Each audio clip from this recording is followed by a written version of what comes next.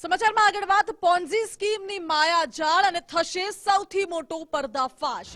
BZ traders group પર દરોડાને લઈને સૌથી મહત્વના સમાચાર ગુજરાત ફર્સ્ટની સ્ક્રીન ઉપર આપ જુઓ, જ્યાં બીઝેડ ગ્રુપમાં સીઆઈડીની ટીમે દરોડા પાડ્યા છે અને જેટલા પણ તેના એજન્ટ્સ છે એજન્ટ્સની પણ પૂછપરછ કરવામાં આવી રહી છે। આ સાથે રોકાણકારોને 3 વર્ષમાં જ એકના ડબલની લાલચ આપવામાં આવી હતી। જી હા, એકના ડબલ એટલે જેટલા ઇન્વેસ્ટ કરશો એના કરતા ડબલ રકમ તમને 3 વર્ષમાં પાછી મળશે, આવી લાલચ આપીને લોકો પાસેથી રોકાણ મેળવતો હતો। અને ત્યારબાદ હાલ તો સંચાલક ભૂગર્ભમાં ઉતરી ગયું છે। ગેરકાયદે લોભામણી લાલચ આપીને લોકો પાસેથી રોકાણ કરાવતો હતો અને આમાં રોકાણ કેટલાક અધિકારીઓનું હોવાની પણ માહિતી છે। જો કે સીઆઈડી ક્રાઇમે દરોડા દરમિયાન એજન્ટોની પૂછપરછ કરી, આ સાથે જેટલી પણ ઓફિસીસ છે ઓફિસમાં તપાસ કરી છે, દસ્તાવેજી પુરાવાઓ પણ એકત્રિત કરવામાં આવી રહ્યા છે।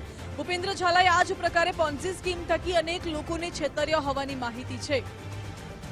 જો કે જાણકારી એ પણ છે કે લોકસભામાં ઉમેદવારી પણ નોંધાવી હતી અપક્ષ તરીકે, પરંતુ ત્યારબાદ ઉમેદવારી ફોર્મ પરત ખેંચી લીધું હતું। મહત્વની વાત તો એ છે કે આઈટી રિટર્નમાં માત્ર 17.94 લાખ રૂપિયાની આવક દર્શાવી હતી અને વર્ષ 2018-19માં તો માત્ર 5 લાખ જેટલી વાર્ષિક આવક દર્શાવી હતી।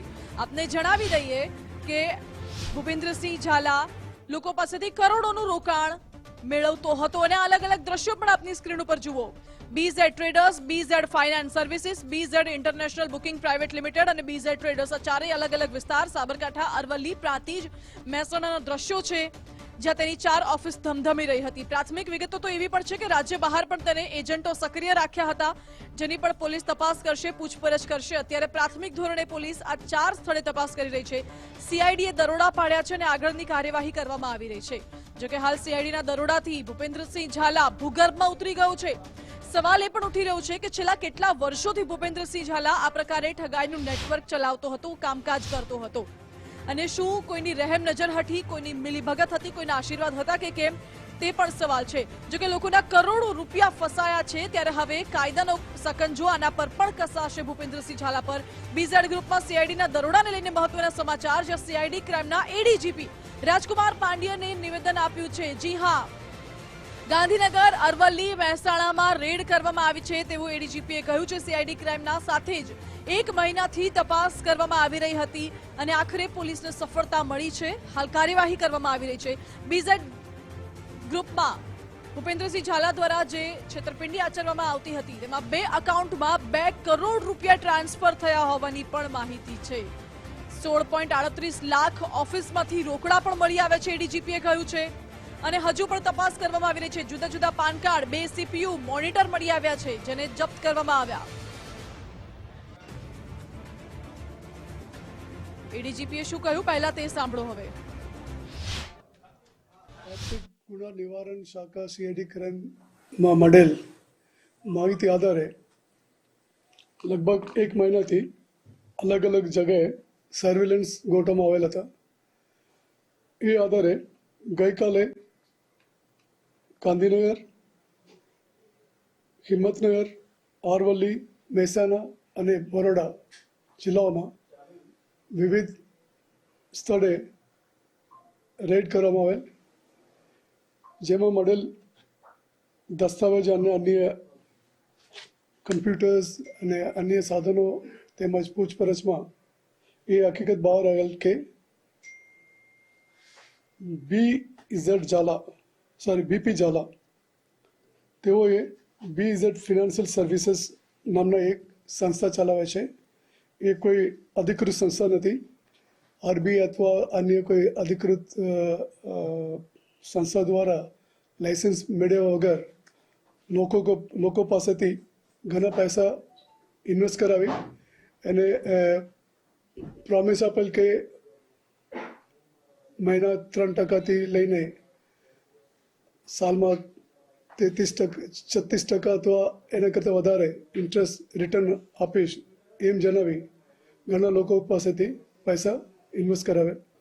એ સિલસિલા લગભગ 2020થી ચાલે છે અને હાલ સુધી કેટલા ભોગ બનનાર છે એ હાલમાં કહેવાનું મુશ્કેલ થશે, કારણ કે મોટી સંખ્યા હશે અને ફક્ત લેટેસ્ટ એને જો બેંક એકાઉન્ટ ચેક કરાવવામાં આવે એમાં ફક્ત 2 એકાઉન્ટમાં લગભગ 175 crore રૂપીસ ટ્રાન્ઝેક્શન થયેલ છે. એના એમઓ એ છે મોટાભાગે શિક્ષકો અને નિવૃત્ત સરકારી કર્મચારીઓને ટાર્ગેટ કરેલ છે અને એ રીતે વધારે રિટર્ન મળશે એમ જણાવી આકર્ષિત કરીને પૈસા ઇન્વેસ્ટ કરાવેલ છે અને શરૂઆતમાં થોડા પૈસા રિટર્ન પણ આપે છે તાકી લોકોને ભરોસો આવશે અને વધારે ઇન્વેસ્ટ કરવા માટે. એમ કરીને સિમ્પલ મલ્ટી લેવલ માર્કેટિંગ એક પોન્ઝી સ્કીમ છે જેથી સીઆઈડી ક્રાઇમ દ્વારા ગઈકાલે કરવામાં આવેલ જે રેડ આધારે મળેલ માહિતી તેમજ જેને પકડવામાં આવેલ એ આધારે હાલમાં એફઆઈઆર રજીસ્ટર કરવાની કાર્યવાહી ચાલુ છે. એમાં લગભગ જો 6 સ્થળ ઉપર મળેલ જે હકીકત છે ઓફિસ ખાતાથી કાઉન્ટરમાંથી રોકડા મળેલ છે લગભગ 16.37 lakh rupees, computer 2, CPU 2, laptop 3, printer 4, mobile 11 અને અગ્રીમેન્ટ અને જો ડોક્યુમેન્ટ રિલેટેડ લગભગ 340 ડોક્યુમેન્ટ્સ, અલગ અલગ પેઢી નામના પાન કાર્ડ, રબર સ્ટેમ્પ, સહીવાળા ચેક વગેરે બધા કબજા કરવામાં આવે છે. હાલમાં એફઆઈઆર રજિસ્ટ્રેશનની કાર્યવાહી ચાલુ છે. એમાં ખાસ કરીને જીપીઆઈડી એક્ટ લગાવવામાં આવશે. એ ઉપરાંત જો નવા બીએનએસના કલમ 316, 318, 62 મુજબ ગુના નોંધવામાં આવશે. હાલમાં એક જ એજન્ટ પકડવામાં આવેલ છે, એનું નામ આનંદ દરજી છે. એ ઉપરાંત અન્ય એજન્ટોને પકડવાની કાર્યવાહી ચાલુ રહેલ છે. તો બીઝેડ ગ્રુપના દરોડામાં મોટી કાર્યવાહી તો કરવામાં આવી રહી છે, પરંતુ આ સાથે દેવાંશી જોશી પત્રકારનું શું નિવેદન છે તે પણ સાંભળો. 5% વ્યાજ આપીશું, 7% વ્યાજ આપીશું, આવી અલગ અલગ લાલચો આપે છે. મહિનાનું 5% વ્યાજ તો પણ લાખ રૂપિયા હું રોકું ને આવતા વર્ષે મને 1,60,000 થઈ જાય એટલું વળતર તો ટાટા, રિલાયન્સ કે અદાણી પણ નથી આપતા. તો આટલી મોટી કંપની જે રિટર્ન નથી આપી શકતી આ કેવી રીતે આપે છે એ મનમાં સવાલ થાય. પછી પોન્જી નેટવર્ક આખું સમજી કેવી રીતે આ લોકો પિરામિડની જેમ બહુ જ બધા રૂપિયા લેવાના, રિટર્ન કેટલા લોકો માંગવાના છે.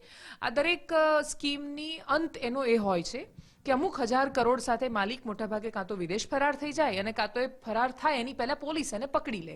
અને આ બધું થાય ત્યારે જે લોકો રોકાણ કરે છે એ લોકોને રાતા પાણીએ રડવા સિવાય બીજો કોઈ એમની પાસે રસ્તો ન હોય. જે બાકીની જે સીઆઈડી ક્રાઇમે આપી છે માહિતી એક્ઝેક્ટ એ રીતે, અને ઇકોનોમિક ઓફેન્સ વિંગે ખરેખર બહુ સરસ કામ કરીને એમણે જે રીતે લોકેશન્સમાં રેડ કરીને બધો ડેટા લીધો છે અને 6000 કરોડનો આંકડો આપ્યો છે એ સાબિત કરે છે કે લાલચ બહુત બુરી બલા હૈ.